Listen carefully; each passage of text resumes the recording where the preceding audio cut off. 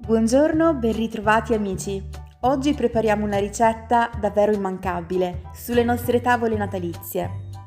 Parliamo del baccalà con patate, pomodorini e olive.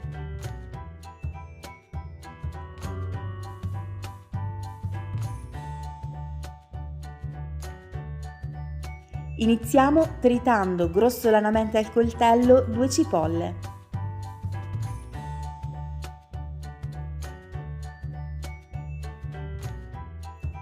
Tritiamo anche un bel ciuffo di prezzemolo fresco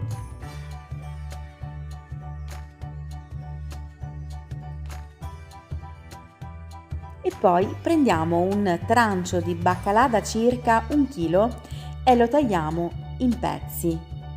Vi sconsiglio di tagliarlo dal lato della pelle perché sarebbe più duro, lo andiamo a tagliare dal lato della carne.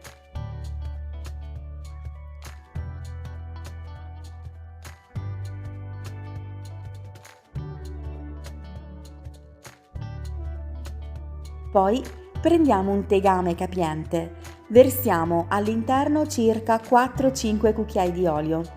L'olio deve essere abbondante perché questa ricetta è una ricetta semplice ma molto gustosa. Facciamo imbiondire la cipolla in questo modo e poi versiamo 500 g di pomodori pelati che ho frullato. Possiamo aggiungere anche una manciata di pomodorini freschi e 4 patate tagliate a spicchi non troppo piccoli. Circa 200 g di olive verdi, il prezzemolo che abbiamo tritato, 2 bicchieri di acqua,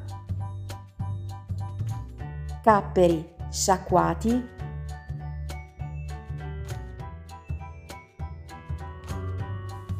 portiamo a bollore, aggiungiamo il pepe nero macinato fresco e poi possiamo aggiungere anche il baccalà.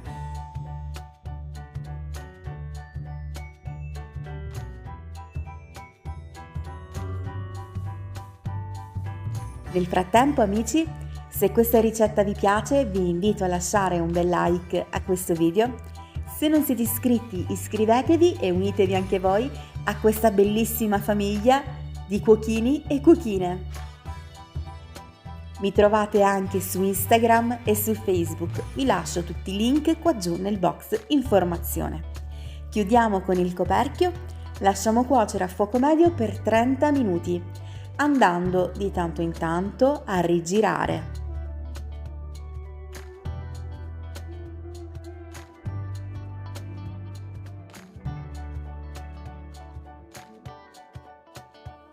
E voilà! Il nostro baccalà con patate, pomodorini e olive è pronto!